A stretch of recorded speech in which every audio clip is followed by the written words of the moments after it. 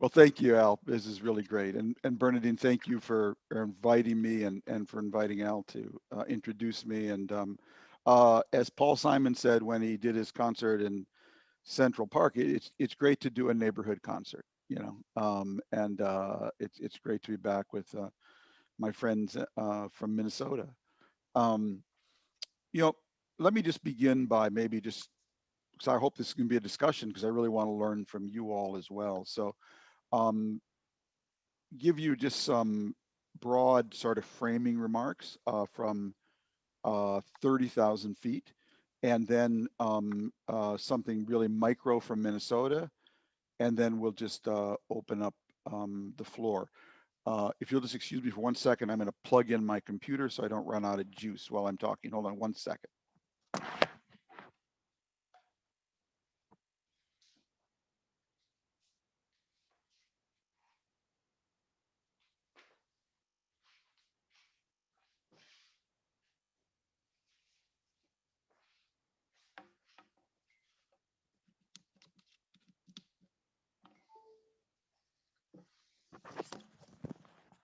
Okay, so I'm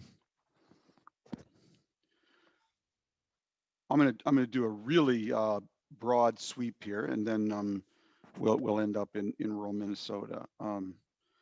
The way I look at the world is that uh, I would argue there have been three great kind of Promethean moments in the last 600 years.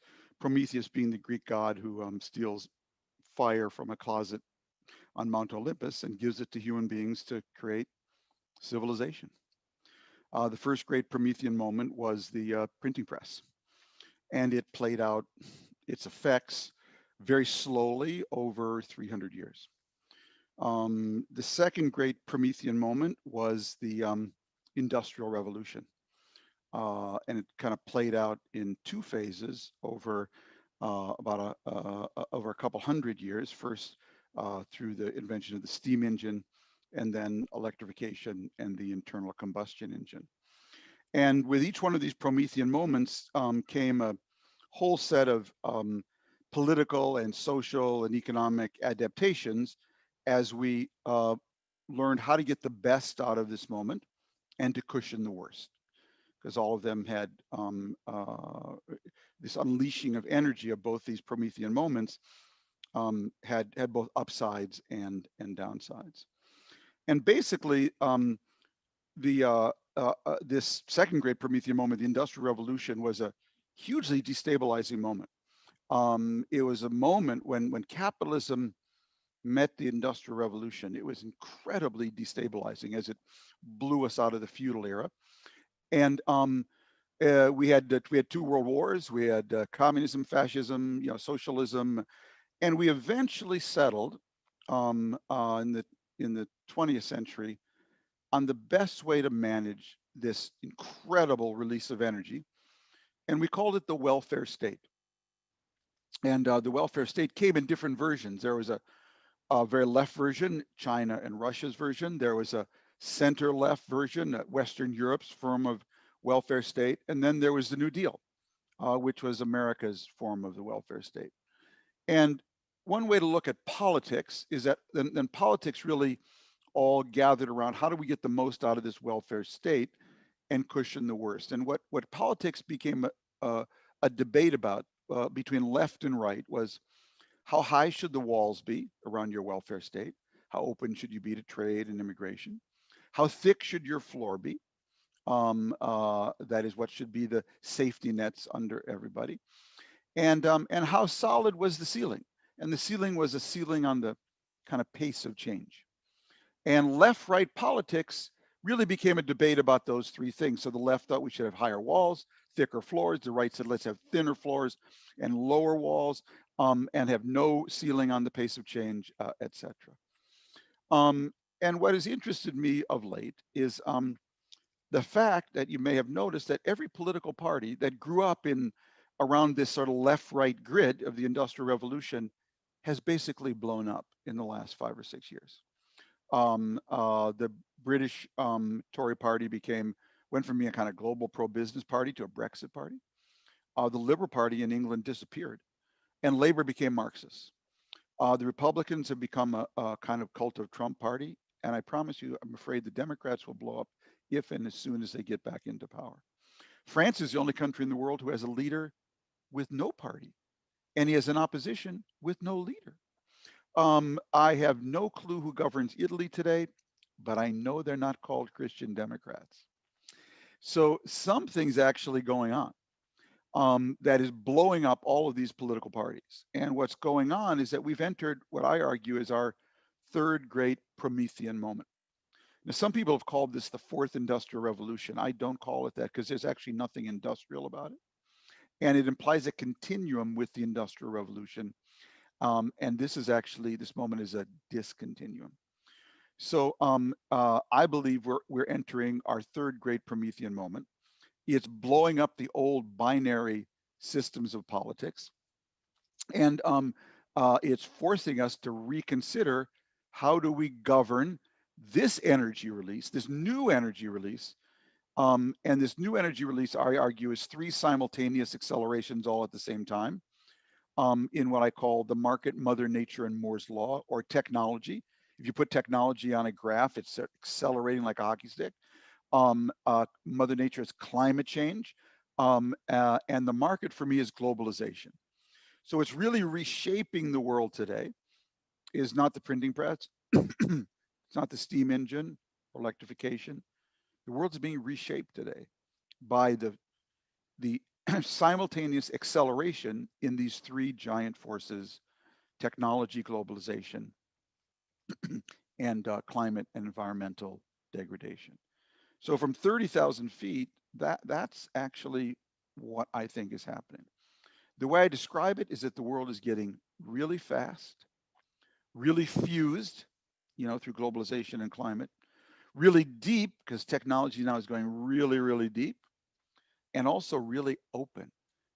With one of these things, everyone in the world now can be a publisher, a paparazzi, a filmmaker, and a reporter without an editor, libel lawyer, or filter. So our need and requirement to navigate and sort of shape our politics has to be in response to this world that's getting really fast in terms of technology change, really fused because of globalization, really deep because technology is going deep, and all the time really more open, noisier than ever, with so many more people able to participate in the debate. So as I've thought about that, another way to say it is that the world's getting really complex, really complex. Heck, when I grew up in St. Louis Park, everything was kind of binary. You were either a man or a woman. You were either white or black. You were either Jewish or Christian. You were your work is what you did Monday to Friday, 9 to 5, in a place called an office. And learning is what you did from age 5 to 21, and the rest of your life was working. I grew up in a whole set of binaries. Okay, well, I can see some of you nodding because you know that all those binaries have been blown away now. Okay, now you're white, black, brown, Asian. You're you're a male, female, LGBTQ, X. You're boy, in St. Louis Park now, Christian, Muslim, Jewish, Hmong, Protestant, atheist. The world's gotten, and by the way, education now is not first I learn and then I work, but it's actually work, learn, work, learn, work, learn, work, learn. My office is now my home. I just walk downstairs to my office. And when the pandemic is over, that's not going away. So all of these kind of binaries have broken down. And that's why the book I'm working on, I've tended to call it Quantum Politics. Quantum Politics. Why is that? Because basically what's happening in the world is mirroring what happened to computing. So we're on what we'd call classical computers. And this computer is built around a microchip. And a microchip basically is based on the ability to generate zeros and ones, zeros and ones, zeros and ones. It's like flipping a quarter. And if you could flip a quarter a billion times on a microchip, you could generate compute and storage. We're moving to a world of quantum computing. Quantum computing is like spinning a quarter. You can be in multiple states at the same time, multiple states at the same time. Now keep that thought in your head, because what I'm going to argue to you now is to thrive today, you actually need to be in multiple states at the same time. I'll just give you one tiny example. Um, you read about those knuckleheads in Hollywood who bribed those people to get their kids into USC. I actually wanted to call those people and say, excuse me, but if you're going to bribe somebody to get your kid into a school, could I suggest you bribe to get them into IBM's in-house university, or Infosys's in-house university, not USC? Because if I showed you IBM's in-house university today, you would say to me, Tom, how, how do I get my kid into that school? So IBM's in-house university is not based on just-in-case learning. We're going to teach you this just in case you might need it in one of your jobs in the next 30 years. It's all built on just-in-time learning. Just-in-time learning. Now you start to understand why we need rural broadband, okay? Because what is that all about? Well, in the old binary world, I government educated, you business employed. But what if the pace of change now is so fast that I government can't educate fast enough to keep up with the skills needs of business? Because in a fast world, the half-life of skills is getting shorter and shorter and shorter. I need just-in-time learning, not just-in-case learning. And so if I showed you IBM's and in-house and Infosys's in-house university today, you would say, Tom, who do I bribe to get my kid in there? And basically, I wrote about this a couple of weeks ago. What's going to happen to education is education is going to move to ecosystems, where basically the University of Minnesota will partner with 3M, will partner with the local community college, and they will create an ecosystem. And the students at the University of Minnesota will be able to take courses on 3M's in-house learning platform, which is all about just-in-time learning skills. And employees at 3M will be able to take philosophy and ethics courses at the University of Minnesota. And education is going to move to these gigantic ecosystems, because there's no way parents are going to go on spending $250,000 a year, over 4 years to get their kid educated with just-in-case learning. It's just not going to be sustainable. So that's just an example of what happens when the world gets fast, fused, and deep. You have to be in multiple states at the same time. Same thing goes on in regulation. You know, in the old system, I government regulated, you business innovated. But what if you business are innovating so fast and deep now, I don't even know where you are. Then I'm Senator Orrin Hatch of Utah asking Mark Zuckerberg at a Senate hearing, Mr. Zuckerberg, if you give your product away for free, how do you make money? How do you make money? So the regulator had no clue where the innovator even was. The regulator's got to be in multiple states at the same time now. So we're going to have to get regulation differently. So all of this, I'm still at 30,000 feet, is to say that we're basically going through a gigantic climate change, okay, in how we work, how we learn, how we live, how we transport, how we educate. We're going through a giant climate change. We're in the third great Promethean moment. And the one thing that is common to every answer for how to deal with this giant climate change is that it can only be governed, not in the old binary way, left, right. It can only be governed by ecosystems, what I call complex adaptive coalitions. Complex adaptive coalitions. Where did I come up with that? That's actually a term from the natural world. Which ecosystems in nature thrive when the climate changes? Those that have complex adaptive networks, where the different parts of the ecosystem all network together to maximize their resilience and propulsion. Well, my argument is in this third great Promethean moment, when the world's getting fast, fused, deep, and open, it is so complex now that it mirrors, there's only one thing in your life experience that it mirrors, and that's the natural world. So if you want to understand how to govern today's modern society, study nature. Study what Mother Nature does, because she has all the answers of how to manage a super complex system. And the way she does it is with complex adaptive coalitions. Okay, enough for 30,000 feet. Now let's go to Wilmer, Minnesota. So a lot of what I'm telling you is part of my last book and part of my coming book. So as part of my last book, this all started in 2016 probably. My book was called Thank You for Being Late.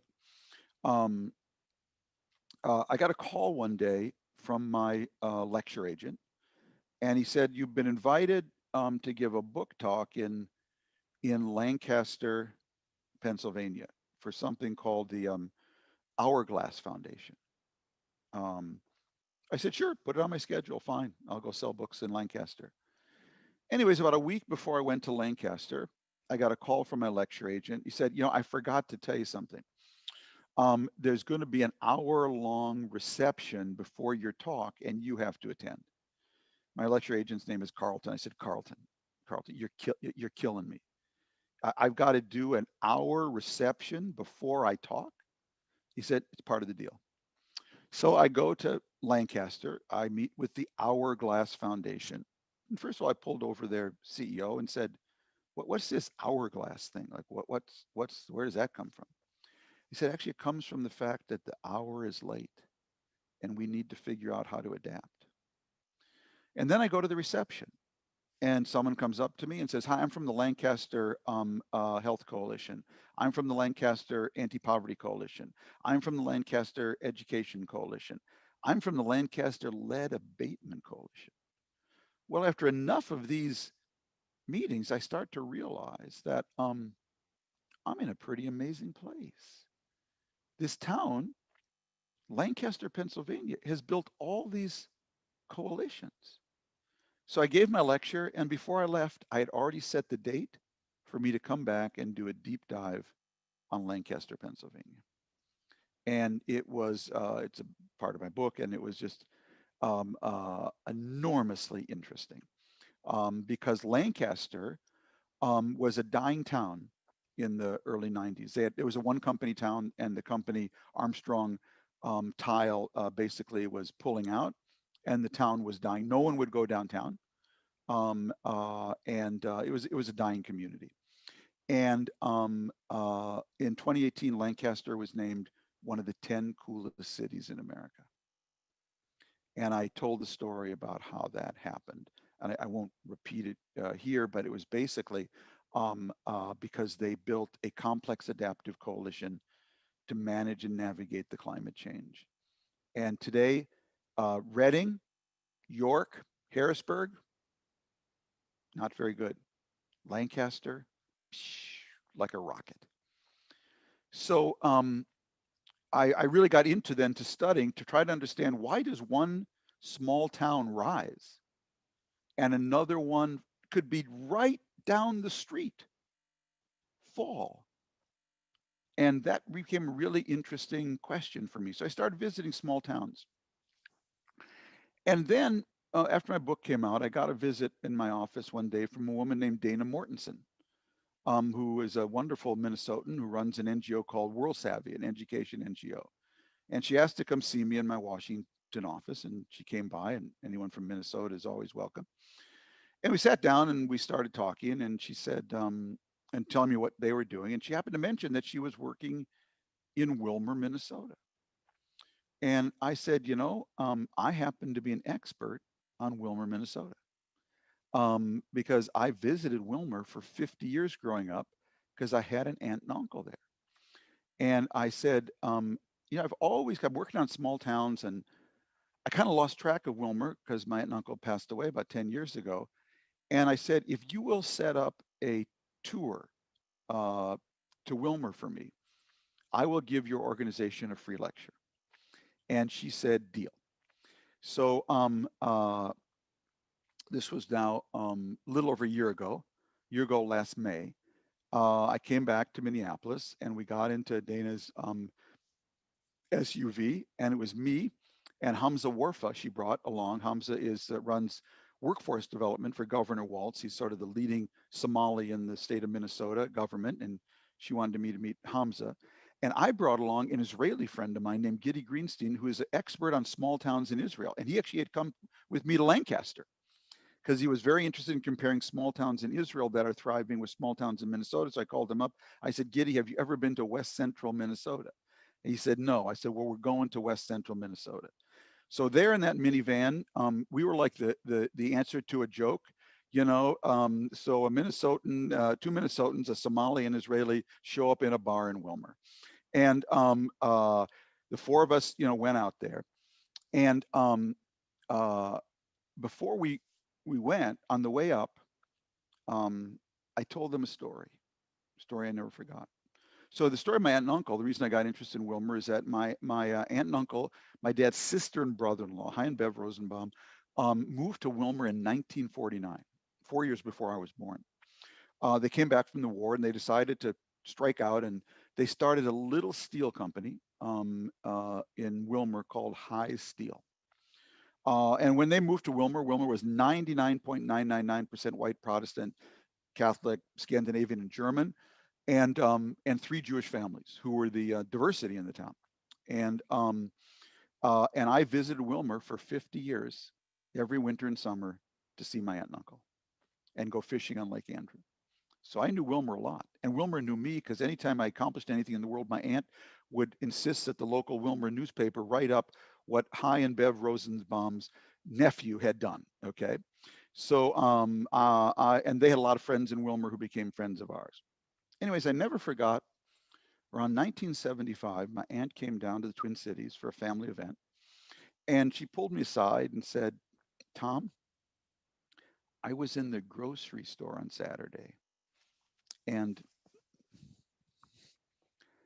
I heard someone speaking Spanish. Spanish. I heard someone speaking Spanish." And for her, it was her first encounter with the other. And she never forgot it. And I never forgot it. And that was why I was sort of curious. They said they'd passed away, my aunt and uncle, about 10 years ago. What had happened to Wilmer? So we drive into Wilmer. Our first stop is Wilmer High School. And the principal meets us. Amazing principal they have there, Wilmer High. He brings us into the lobby, and he shows us a giant steel world map that hangs over the lobby. It's got all these pegs in it. And he explains that the rising seniors every year at Wilmer High take a ladder out and they put pins or pegs into the map of where all the kids from Wilmer High senior class are from. Because Wilmer today is almost 50% Latino and Somali.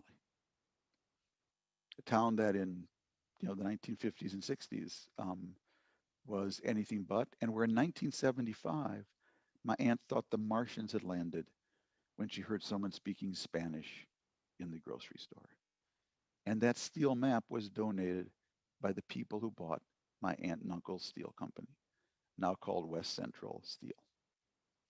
So what goes around comes around. Now, Wilmer had its challenges absorbing all of these people, as I wrote a whole story about it. Somebody threw a pig's foot at a Somali woman, you know. There were real growing pains. But Wilmer today is really thriving. And I don't have to tell you all, but St. Cloud down the road has not been thriving.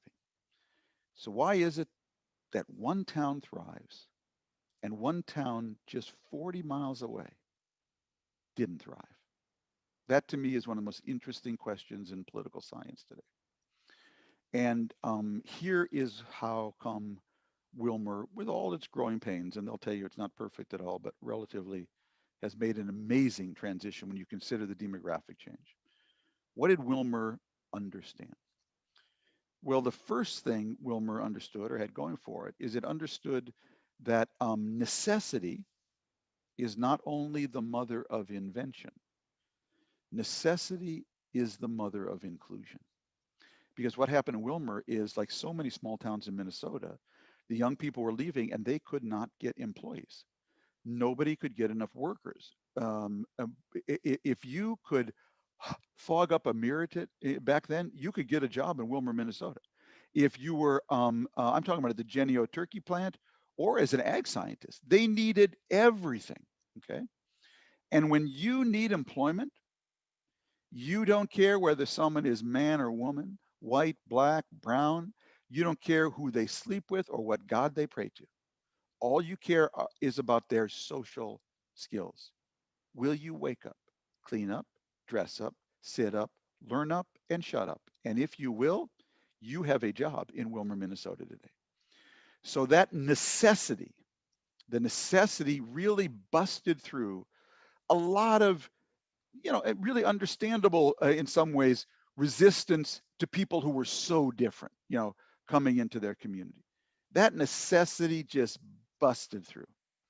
And that's really how it began. So necessity was the mother of inclusion. And small towns in Minnesota that cannot handle inclusion are all going to die because there's just not going to be the employment base there. So the first thing you have to have is you've got to be able to handle inclusion. The reason Wilmer could handle inclusion, and this was true in Lancaster as well, is that it was blessed with a high concentration of what I call leaders without authority. Leaders without authority are the most important leaders in any community. You know who the leaders with authority are. They're the mayor and the council people. It's the leaders without authority who set the tone for a community. So in the first Ramadan, when the Somalis in Wilmer, they had nowhere to pray in Ramadan. And the fire chief said, I'm going to give you, there was no mosque in Wilmer. Fire chief said, I'm going to give you the fire station. Oh, a lot of people in town didn't like that. Didn't like that. He said, too bad. These are our new neighbors. Leader without authority. They set the tone for everybody else. In Lancaster, the what the what do you call it? The uh, Hourglass Association, which is a whole collection of the town's leaders without authority. They meet every Friday morning at 7 a.m. around Artman's breakfast table. None of them are elected, but they set the tone for the whole town.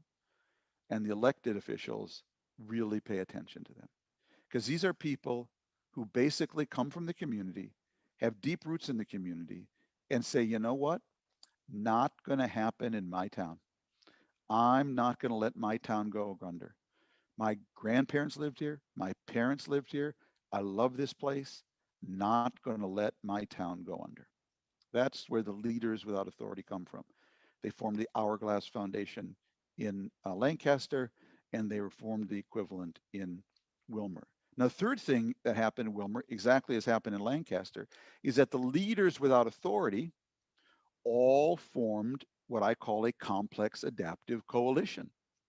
And a complex adaptive coalition is when the business community partners with the education community, partners with the philanthropic community, partners with the social entrepreneur community, partners with the local government, and they all move forward together as a coalition based on the greater interests of the community.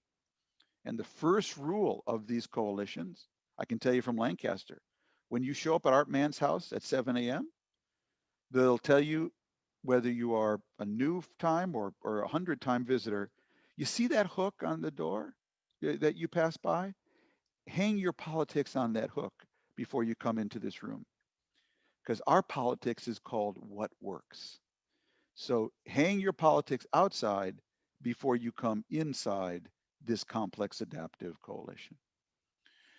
And then the last thing Wilmer had was it had far-sighted business leaders who were ready to invest in this complex adaptive coalition. Now, in Wilmer's case, it was Blue Cross Blue Shield.